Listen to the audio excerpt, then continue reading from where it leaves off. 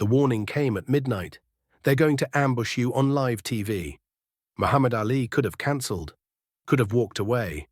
Instead, he sits in that chair, under those lights, waiting for the trap to spring. And when it does, when the host asks about the one conversation Ali swore he'd never reveal, Ali realizes this isn't just about protecting himself. It's about protecting Malcolm X's legacy. And the truth he's about to tell will change how America remembers both of them forever. The phone rings at 12:17 a.m. Muhammad Ali is asleep in his hotel room, the Essex House, Manhattan. Room 1842. He's in New York for tomorrow night's appearance on the Dick Cavett Show. Taping at 7 p.m., airing at 11:30 p.m. nationwide. The ringing pulls him from sleep. Slow, disorienting, he reaches for the receiver in darkness. Yeah? Ali, it's Dick. Ali sits up, Dick Cavett, the host. They've never spoken before tonight. The show's producers arranged everything. Ali just has to show up. Dick? It's after midnight. What's? Don't come tomorrow? Silence. Ali's brain is working now, fully awake. What? Don't come to the taping. Cancel. Tell them you're sick. Tell them anything. Just don't come. Why not? Cavett's voice is tight, stressed. Because they're planning something. My producers, the network. I don't know all the details, but I know enough. They're going to ambush you on live television. Ali's grip tightens on the receiver. Ambush me how? I can't say more on this line, but Ali, listen to me. Whatever question they feed me to ask, it's designed to hurt you. Badly. I'm calling because I don't want to be part of it. But if you show up, I won't have a choice. Then don't ask it. It's not that simple. This is network television. I have producers in my ear, sponsors, executives. If I refuse to ask the question, they'll fire me and find someone who will. Ali is quiet for a moment, thinking. What's the question about?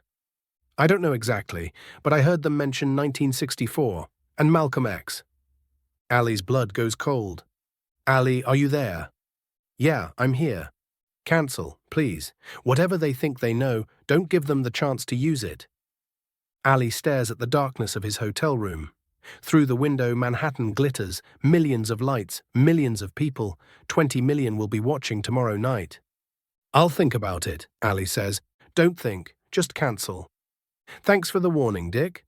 Ali hangs up. He doesn't go back to sleep. 8 years ago, February, 3 weeks before Malcolm X was assassinated. Ali remembers it perfectly. Too perfectly.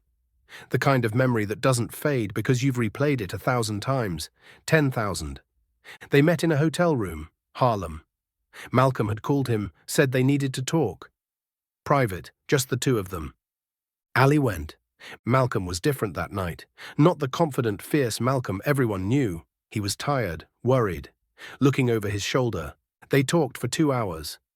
Malcolm told Ali things about the Nation of Islam, about Elijah Muhammad, about threats, about knowing his time was running out. And then Malcolm said something Ali has never repeated. To anyone, ever. He said, if something happens to me, don't believe what they tell you about who did it. The truth will be buried. But you'll know, you'll remember this conversation. And someday, when it's safe, you'll tell people what I told you tonight. Ali promised. 3 weeks later, Malcolm X was shot to death at the Audubon Ballroom. Multiple gunmen, chaos. Official story, members of the Nation of Islam, angry about Malcolm's split from the organization. But Malcolm had told Ali something different. Something about who really wanted him dead. Something that, if Ali ever repeated it, would put his own life in danger. So Ali kept quiet. For 8 years, carried that conversation like a weight, and now someone knows about it. Ali doesn't cancel. At 6:30 p.m., he arrives at the ABC studio on West 67th Street. His team is with him, Angelo Dundee, Bundini Brown, his lawyer. They don't know about the midnight phone call. Ali hasn't told them. The studio is cold, air conditioning turned up too high, bright lights, cameras on dollies, crew members moving equipment. The energy is professional, efficient, normal. Dick Cavett is in his dressing room. Ali is shown to his own, smaller, a couch, a mirror. Coffee service. A production assistant offers him water. He declines. At 6:50, there's a knock. Mr. Ali, 5 minutes. Ali stands, adjusts his tie, dark suit, light blue shirt. He looks good, composed, like a man with nothing to hide. He walks to the stage. The set is simple, 2 chairs, a desk between them, Cavett's chair, guest chair, background curtain in muted blue, studio audience filling the seats. Maybe 150 people. The warm-up comedian is finishing, getting laughs. The audience is loose. Ready. Ali takes his position backstage, waiting for his introduction. Dick Cavett appears beside him, doesn't look at him directly. "You came," Cavett says quietly. "Yeah. I can't protect you once we're out there." "I know." "Then why did you come?" Ali finally looks at Cavett. "Because running makes it worse. Whatever they think they know, I'd rather face it head-on." Cavett nods slowly. "You're braver than I am." "We'll see." The floor director signals, 30 seconds. Cavett walks onto the stage, applause. He sits at his desk, shuffles papers, smiles at the audience, professional, charming. "Tonight," Cavett says into the camera, "my guest is one of the most controversial and fascinating athletes in American history. He's a former heavyweight champion, a conscientious objector, and a man who's never afraid to speak his mind. Please welcome Muhammad Ali." Applause, some cheers. Ali walks out, waves, shakes Cavett's hand, sits in the guest chair. The lights are hot. The camera lenses stare. Ali can see the audience, but not individual faces, just shapes, bodies, eyes watching. "Muhammad, thank you for being here." "Thanks for having me, Dick." The interview starts normally. Cavett asks about boxing, about Ali's exile from the sport, about his appeal to the Supreme Court. Ali answers smoothly, confidently. This is territory he knows. 10 minutes pass, 15, the conversation flows. Ali tells stories, makes jokes, the audience laughs. This is going well. Then Cavett shifts. "Muhammad, I want to ask you about something more personal." Ali's posture doesn't change, but something inside him tightens. "Sure. You were close with Malcolm X before his death." "Yes, Malcolm was a friend, a mentor." "You were with him in the weeks before his assassination." "I saw him a few times." "Yes." Cavett leans forward slightly. "Did he ever talk to you about being afraid? About threats against his life?" The studio is very quiet now. Ali chooses his words carefully. Malcolm knew he was in danger. Everyone knew that. He'd broken with the Nation of Islam. There were tensions.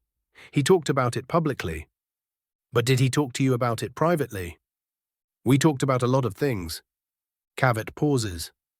Ali can see the producer in the control booth, can imagine the voice in Cavett's earpiece, pushing, directing. "Muhammad, I'm going to ask you something specific. And I want you to know I'm asking because there are people who believe you know more about Malcolm X's death than you've ever said publicly." Ali's heart is pounding, but his face remains calm. "What's the question, Dick?" Cavett takes a breath.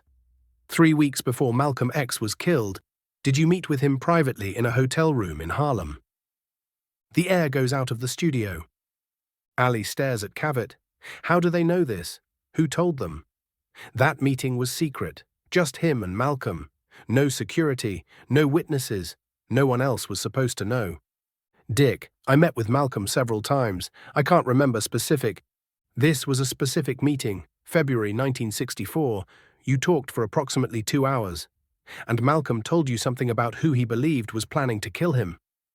Ali's mind is racing. This isn't a guess. This is specific. Someone knew, someone was listening, or someone from Malcolm's circle talked. But who? And why now? Why 8 years later? The audience is frozen, waiting. Ali has a choice. Deny the meeting, play dumb, say he doesn't remember, easy, safe, the television lie, or tell the truth. But the truth means admitting he's carried Malcolm's final warning for 8 years. Means people will ask why he never spoke up, why he never told authorities, why he let Malcolm's killers, the real ones, escape. And if he names names, if he repeats what Malcolm told him that night, Ali's own life becomes a target. 10 seconds. That's all the time dead air television allows before it becomes unbearable. Before the producers cut to commercial. Before the moment is lost. Ali looks directly into the camera, at 20 million people. Yes, Ali says, I met with Malcolm 3 weeks before he was killed. The studio erupts, not with sound, with tension, people leaning forward. Cavett presses, and did he tell you who he thought was planning his assassination? This is it, the ambush, the trap. If Ali says yes, they'll demand details. If he says no, he's lying on national television and everyone will know it. Ali realizes something. This isn't about protecting himself. This was never about protecting himself. This is about protecting Malcolm's legacy. Because what Malcolm told him that night wasn't about naming specific killers. It was about exposing something bigger. Something that, if Ali says it out loud, will change how America understands Malcolm X's death. It will change how they understand the civil rights movement, the Nation of Islam, the government's role in all of it. But it will also paint a target on Ali's back that will never go away. Ali looks at Dick Cavett, at this man who tried to warn him, who tried to give him an escape. And Ali makes his choice. Malcolm told me a lot of things that night, Ali says slowly. But before I answer your question directly, I need to say something. Malcolm X was my friend, my mentor, one of the most important people in my life. And when he was killed, a part of me died too. Ali's voice is steady, clear. You're asking me if Malcolm told me who wanted him dead. The answer is yes, he did. But not in the way you think. Malcolm didn't name specific people. He named a system. He told me that his death had already been decided. Not by one person, by forces bigger than any individual. And he told me that when it happened, the official story would be a lie. That they would blame the Nation of Islam, blame his brothers. But that the truth was more complicated, more dangerous. Cavett is silent, letting Ali speak. Malcolm said to me, they can't allow me to live because I know too much. I've seen too much, and if I keep talking, I'll expose things that powerful people need to stay buried. The studio is completely silent. Who was they? Cavett asks quietly. Ali looks directly at the camera again. Malcolm never said exactly, but he didn't mean street criminals. He didn't mean low-level members of the nation. He meant people with power, people with resources, people who could make an assassination look like internal beef.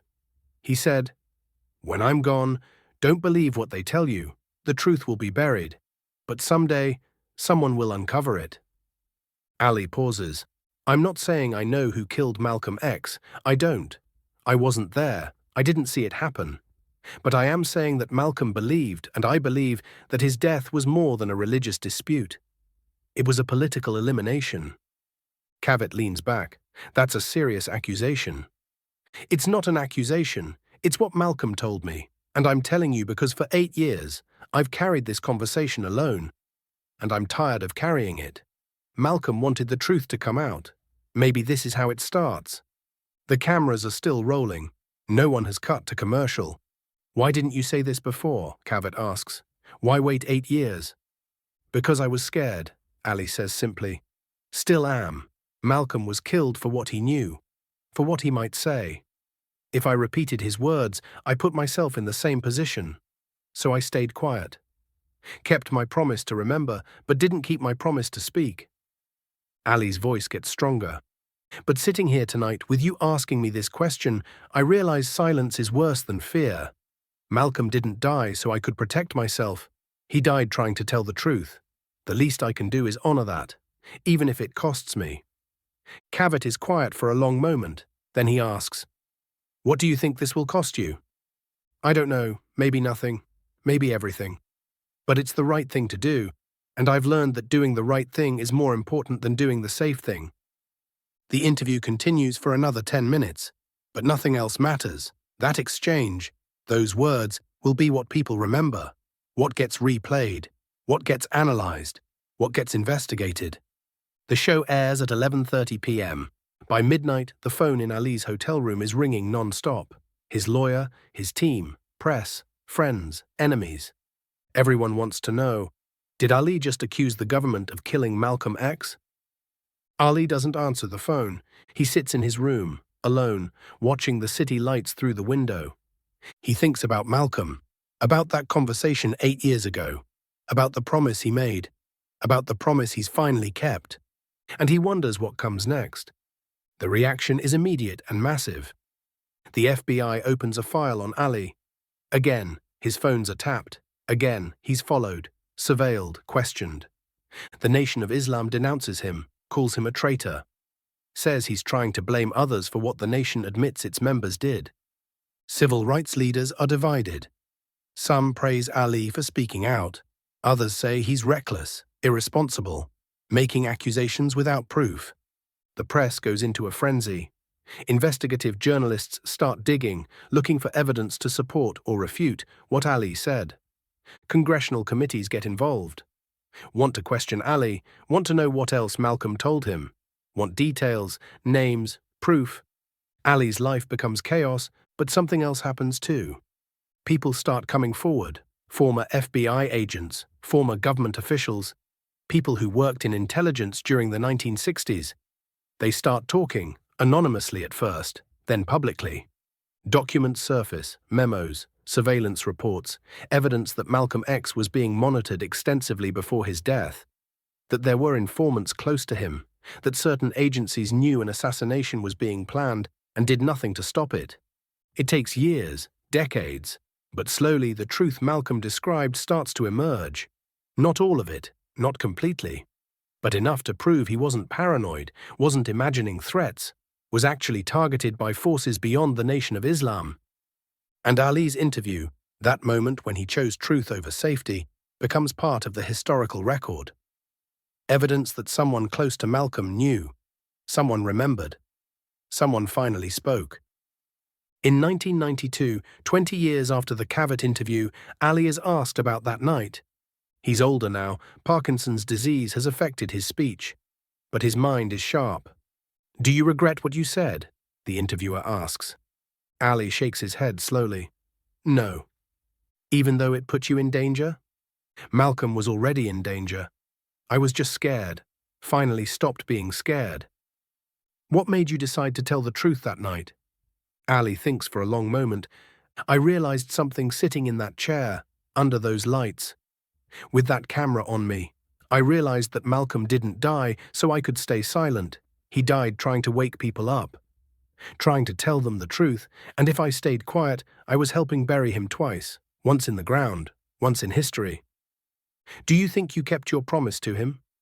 "I don't know. Malcolm asked me to tell the truth when it was safe. I told it when I was scared. Maybe that's close enough." Dick Cavett later described that interview as the most intense moment of his career. "I knew what I was asking," Cavett said in a 1995 interview. "I knew it was dangerous, for Ali, for me, for everyone involved. But I also knew that if Ali was willing to answer, the truth mattered more than the danger. I called him at midnight to warn him because I thought he didn't understand what he was walking into. But I was wrong. He understood perfectly. He just chose courage over caution." The truth about Malcolm X's assassination remains complex, contested, incomplete. But historians and researchers consistently cite Ali's 1972 interview as a turning point. The moment when someone with credibility and proximity to Malcolm finally said publicly what many had suspected privately, that Malcolm's death was more than it appeared, that there were forces involved beyond the convicted killers, that the official story was incomplete. Ali didn't prove a conspiracy, but he validated Malcolm's fears, gave them weight, made it impossible to ignore the questions. And he paid a price. The FBI surveillance never really stopped. For the rest of his active life, Ali was watched, monitored, his phones tapped, his associates questioned. Some opportunities disappeared, some sponsors backed away, some doors that might have opened stayed closed. But Ali never recanted, never took it back, never said he regretted speaking, because that night on the Dick Cavett Show, Muhammad Ali did something more important than protect his career. He protected a dead man's truth. And sometimes protecting the dead is how you honor the living. The warning came at midnight. They're going to ambush you on live TV. Ali could have run, could have protected himself, could have let Malcolm's final conversation stay buried, but he didn't. Because Muhammad Ali learned something that night in 1964, something Malcolm X taught him in a hotel room in Harlem. That truth is more important than safety. That silence is a kind of death. And that keeping a promise to someone who can't speak anymore is the most sacred responsibility we have. Ali kept his promise. 20 million people watched him do it. And the truth Malcolm wanted told finally began to surface, not because Ali had proof, but because he had the courage to remember out loud what everyone else wanted to forget.